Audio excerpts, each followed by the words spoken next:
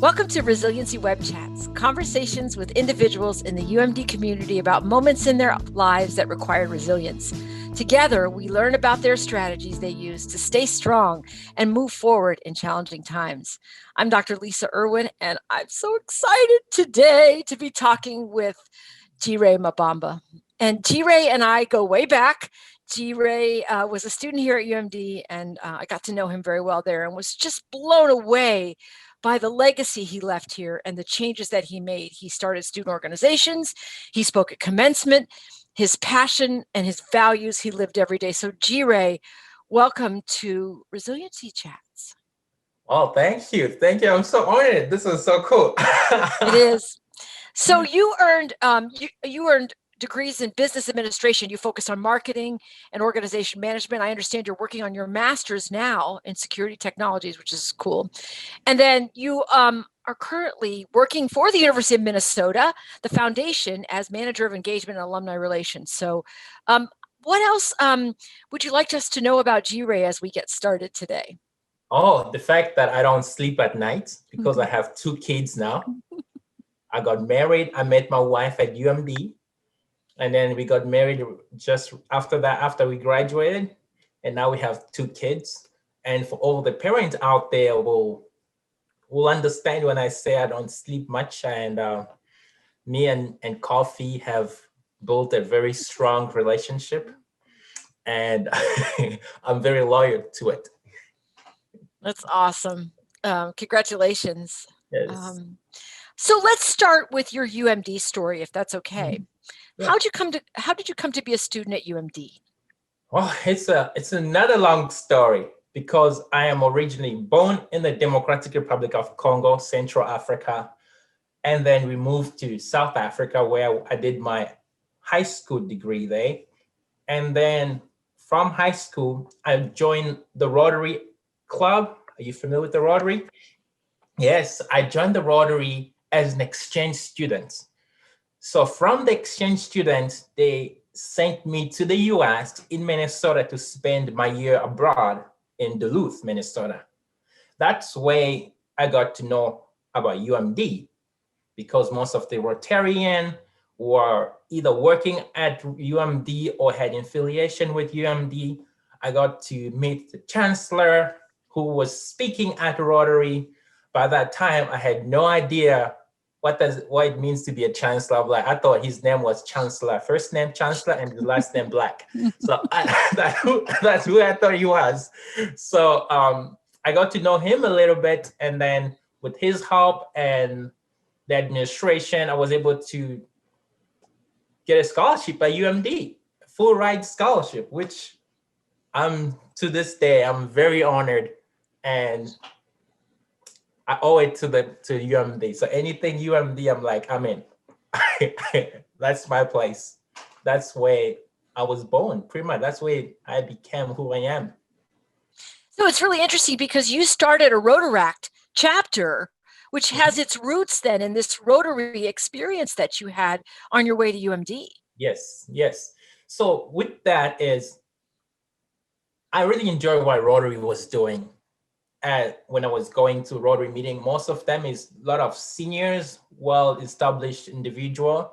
But when I went to UMD, I realized that there was other clubs, but there wasn't a Rotary version of Rotary, a UMD doing similar work that Rotary was doing, like focus on serving other people and making an impact, not only in our community, but in the world by partnering up with other Rotaracts around the world. So I wanted to do that at UMD. So I was able to do that by finding friends that share that same value of serving other people.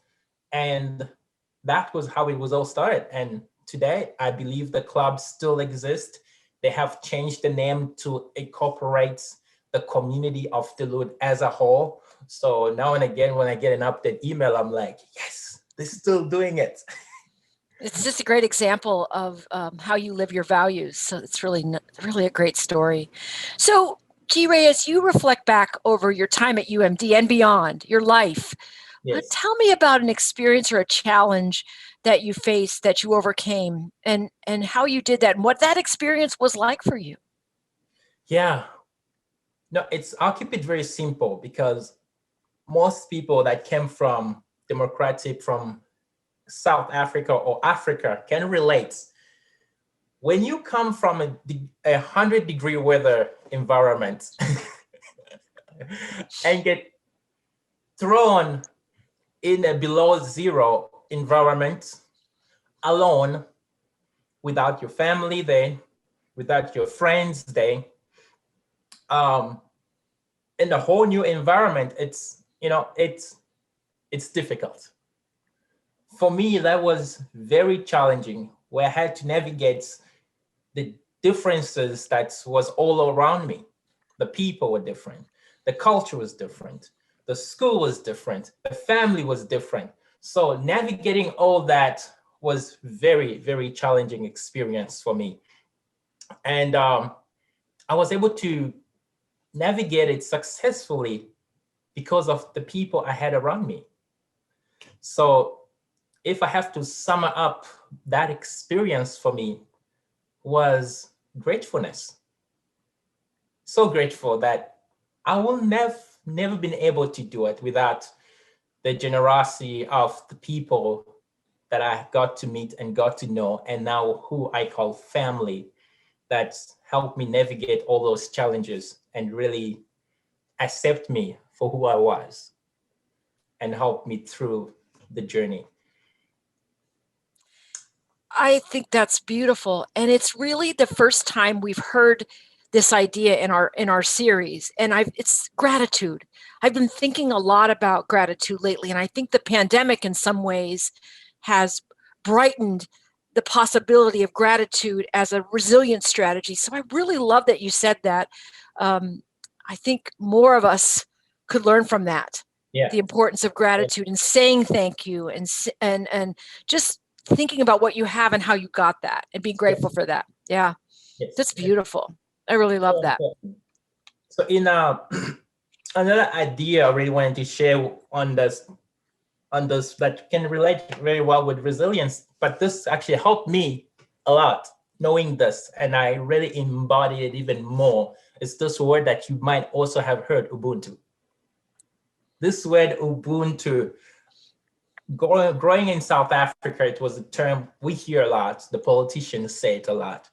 Everybody, all the celebrities will say it. I heard it. I heard it at school. Really, I never got it. Never got it until I came to the US and I actually saw it being displayed amongst the people that were with me, that I got to meet. Pretty much Ubuntu is, I am who I am because of who you are. Like, I am the product of all of you. So for me, I survived the 100-degree weather alone in the cold because of everybody else that were around me that taught me how to navigate it and be able to successfully survive it. So Ubuntu is not just a word for me anymore. It's a lifestyle that I saw being displayed right in front of my eyes. It's beautiful. I need to learn it. Ubuntu. Yes. I think it also is a word that appeals to humanity. Yes. It's humanity. It's not. We're not in this alone, and alone we're not. We can't become who we are meant to be because it takes. I am who I am because of you, who you are. That's right. That's right. Right. That's right. I love it. I was listening to what's his name, Desmond Tutu. He put it this way. He said, "You can't navigate life alone. You just cannot. You need to be taught. You need to learn how to do that, and you learn that through everybody else that you with." So that's essentially what Ubuntu is. It's an essential of being. You need it to survive. You need to have that in you. or when a child look at his mom or anybody and that child smiles, that's pretty much, it's the way of that child saying, I'm glad that you're here. Mm-hmm. I'm happy that you're here with me. Mm-hmm. And every time I see my kids smile, I'm like, you better be. You know, I saw Desmond Tutu speak once when I Wow. was at Kansas State, and definitely top 5 experience. He's an Mm, amazing, inspirational yes. um, man. So thank you for sharing that. So if you think about what you've learned, how has it changed people around you? How is that? How is what you've learned impacted those that you know? Well, that's a tough one because Minnesota nice. Yeah. They won't come tell you how you impacted their life. But if I have to look back and be able to see that the nonprofit organization that I created 5 years ago still running, still fulfilling the goal and the mission that we have drafted with the team 5 years ago, looking back and seeing that the legacy still continues and people are still serving other people through that organization. When I look back, I see, you know, the idea of serving other people and truly serving them because you care and you want to Mm. make a difference, it still continue as long that organization still runs. That means there's people that are coming in that are embodying that idea of serving other people. And that's for me, that's amazing to see that I started it because I was passionate about it, because I saw others doing that to me, helping me along the way. And that was my way of showing my appreciation by creating this organization to help other people as well. And looking back and seeing it doing more than what I did, to me, that is amazing. I see that the serving others idea, it's still going on, it's still continuing, and it's great. It's really that legacy I talked about at the beginning. It's your legacy. It's powerful. Yeah, that's a great example. You know, one of the advantages of looking back is you can think about what you might have done differently. So as you think about your journey, what is there anything you would have done differently and sort of informs this idea of resilience? Yeah, if I think about my journey, it's besides being more prepared about this cold weather. Good luck. Maybe have more extra outfits when I first arrived, or that would have been good. That would be a good heads up for me saying, hey, Jireh, you coming to the coldest place, I don't know, on earth, for me at least, will be definitely an area of improvement. But in more seriousness, I really think I could have been more involved in other organizations as Mm. well. I was so focused on this one organization that I was really believed that I wanted to see grow. But that idea of service, that the way I've looked at it and the way I valued it, it was a lot different than what other organization within the university viewed it. And I thought I would have been of an asset to those organizations, to be part of those organizations and be able to help them see it in a different perspective.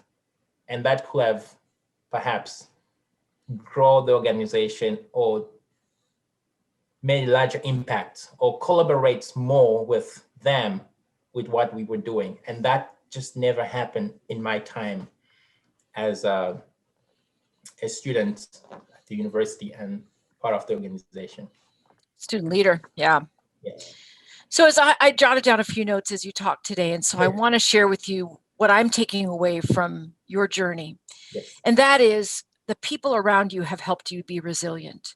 Yes. Gratitude has helped you be resilient. And I've learned a new way of thinking about it, Ubuntu. That's helped you to be resilient. You being involved, being authentically involved and serving others has helped you become resilient. And my sense too, Jireh, is you're very self-aware, and so the way you create legacy feels intentional, and that feels like a way that you're resilient. Yes. So I've said a lot there.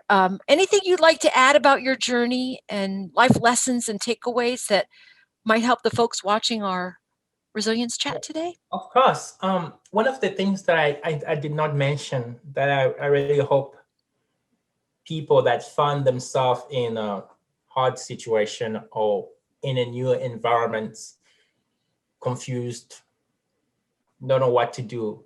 One of the things besides the people that were around me, one of the things that I did that I continue to do is the opportunities are always there, but it was up to me to grab them.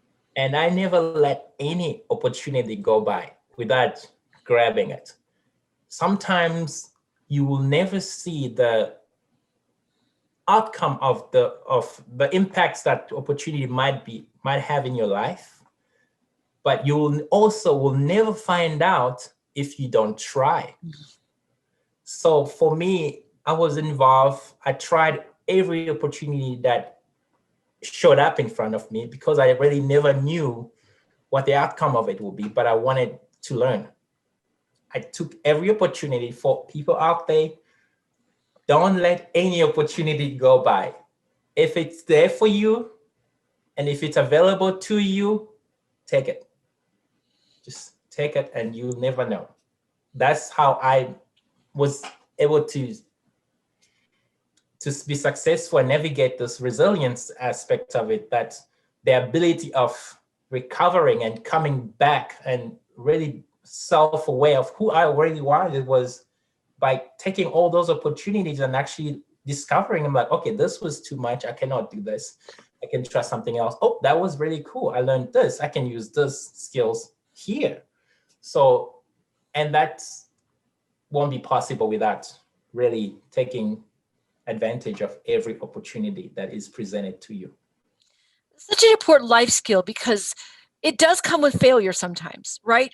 I agree with you. I've tried things and thought, well, that wasn't the best thing for me, or it wasn't a good fit for me, or however that works out. But I'm glad I tried because I learned. And that's what you're saying, that you're going to experience success. You're bound to, and that's really important. So trying. Yes. So I have a little surprise for you. I have a photo. Oh yes. This is in my office. This is from 2013, and it always brings me joy. Oh my This is Halloween 2013, and there are Jireh and I in the food court. Great moment. It's an opportunity he grabbed, and I did win the competition. It was a costume competition, and I did win. It was a toothpaste, like electrical toothpaste. I still remember at this day. And I had to borrow that costume from a friend who didn't want to wear it. I'm like, you know what? I'm going to wear it. And I think the lion suits you. And so I just wanted to share that you're always here with me in my office with a great memory that we've had together. So I can't tell you how wonderful it is to see you and just to hear your wisdom. And thank you for being very open and sharing from parts of your journey. And I think the folks that watch this today will really learn a lot from who you are and what your values are and how you live them. I fully believe Chancellor Mabamba could be in your future. And it won't be your first name. You're not changing your first name. I think you have an amazing runway ahead of you, Jireh, and I'm very proud to call you a friend and a Bulldog alum. Yes. Bulldog. I am a true Bulldog. I may work for the U of M. I will always stay loyal to Bulldog. Bulldog for life. It's a special place. So I hear you. A golfer can't take what I have experienced as a Bulldog. So I'll always stay loyal. I love my Bulldog people. I love my university. every time I go there, I always make sure I go through the LSPE school because I think they have a big picture of me. And so Sure they it's do. a good area for me to go show off. I'm like, guys, come on, I made it to the wall. Yeah. So thanks again, and Thank you wish you for well. your time, and congratulations again for your award. I know you never mentioned it, but you have finally been recognized for all the great things you have done as the vice president of the student and dean of the student. So thank you. And we are just grateful that we have you Oh, thank as you. part of the UMD family. And thank you for your leadership. And we're grateful for you. Thank you. Thank you.